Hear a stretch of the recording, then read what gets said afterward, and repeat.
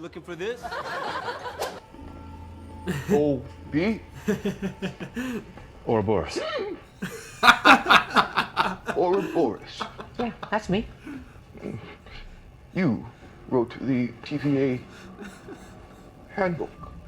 Well, He's like, yeah, yes, so I what? did. But I learned everything I know from a brilliant 19th century inventor named Victor Timely. If we had the resources, he would have been bigger than Einstein. Wait a minute. What did you say your name was? Victor. Dang, he got suited up quick. Ready? He's Come on, let's go, let's go. Come on, let's move. Ooh, the heroic music.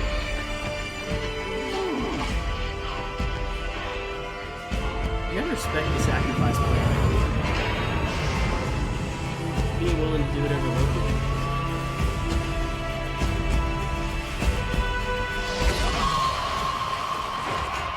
Oh, no.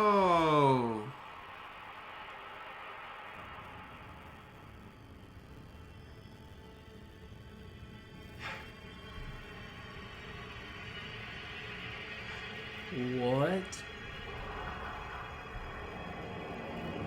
What happened?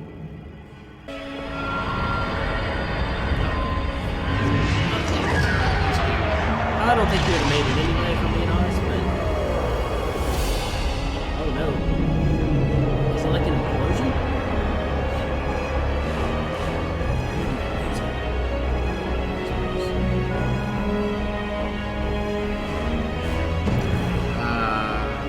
This looks mad. Well, I guess Sylvie got her wish.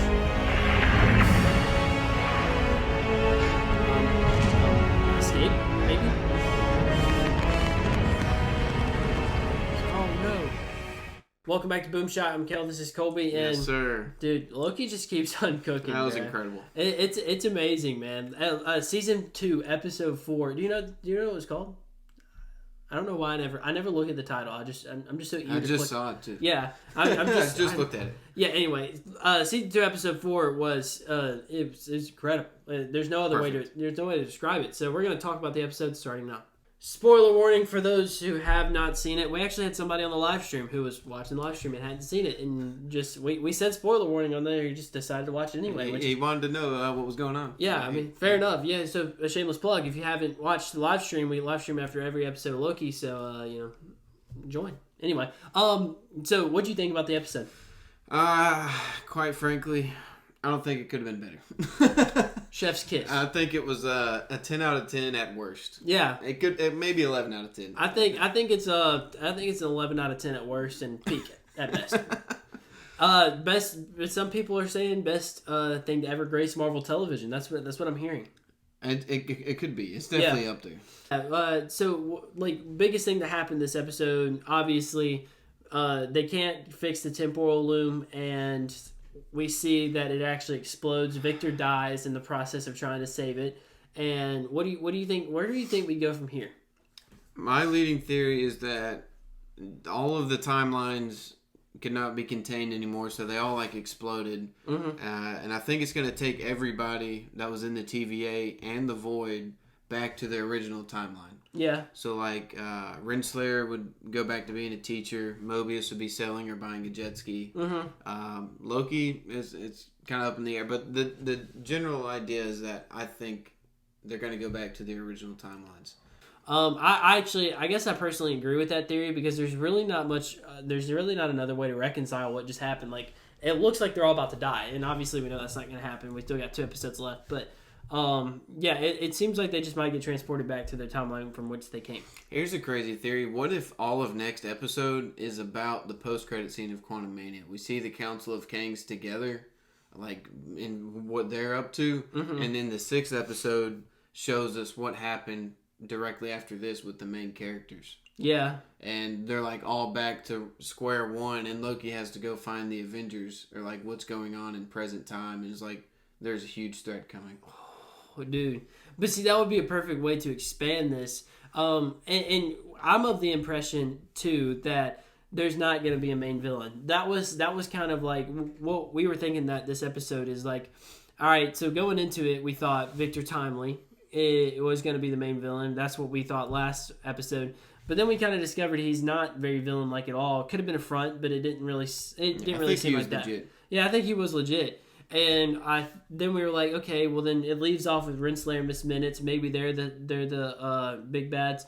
But both of them Renslayer got pruned and Miss Minutes got rebooted and shut down, so she's gone.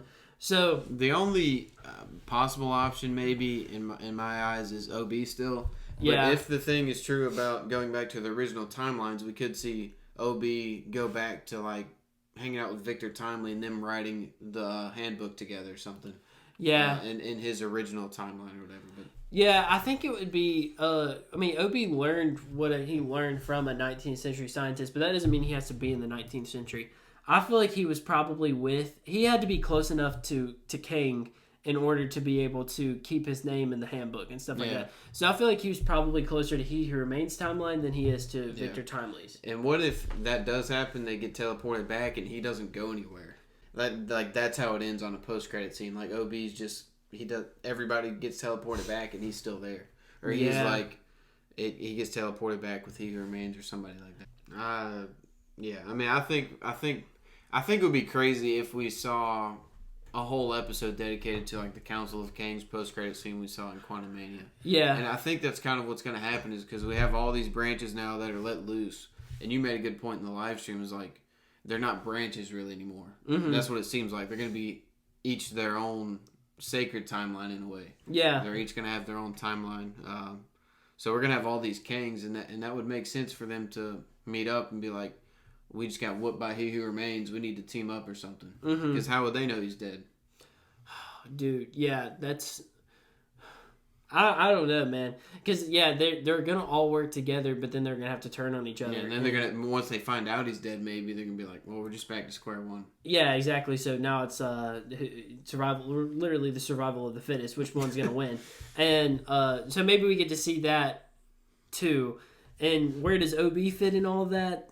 Somewhere. There's something more to OB. Yeah, there's something more to Renslayer too. And there's also something more to Miss Minutes. And we kind of said that last time. Like they're like Kang's three enforcers in a sense. Like the three facets of Kang's character, I guess. Like his judgment on like timelines, his writing of new time laws, and like his also being in control of everything are all represented in one of those three characters. So I feel like they really do play an interesting part in Kang's life.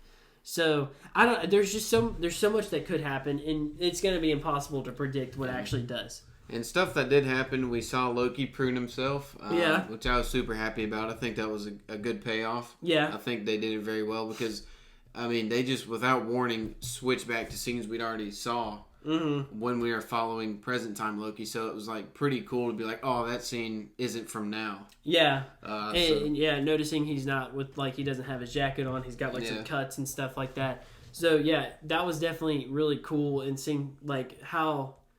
When we were watching that, we're like, dude, what's happening to the TVA? But now we see what's happening is the loom, which they were worried about at the beginning, was now going to be the cause of the TVA's defeat. And so, like, we see Loki prune himself, which is another kind of, like, snake eating its tail thing. Like, which one actually happened first? Did future Loki teleport there? I guess that would technically have to happen first to make, like, present Loki that's in the future for past Loki understand what was going on. But, yeah, he did prune him. And then he's like, he looks at Sylvie, he's like, I promise you'll understand later. So, I guess he's got to explain that to her. But, so we saw that. We also saw that scene where Obi and Victor meet each other. That was funny. Yeah, and that brings up a big question, too, is like, which we kind of talked about, is like, who wrote the handbook first? Yeah. Because he was saying, which I think that's new information, that he based it on Victor Timely. Yeah. Not, because this whole time I was thinking he got the ideas from He Who Remains, which He Who Remains could be Victor Timely, but I don't know. I think it's interesting that he said Victor Timely and not He Who Remains.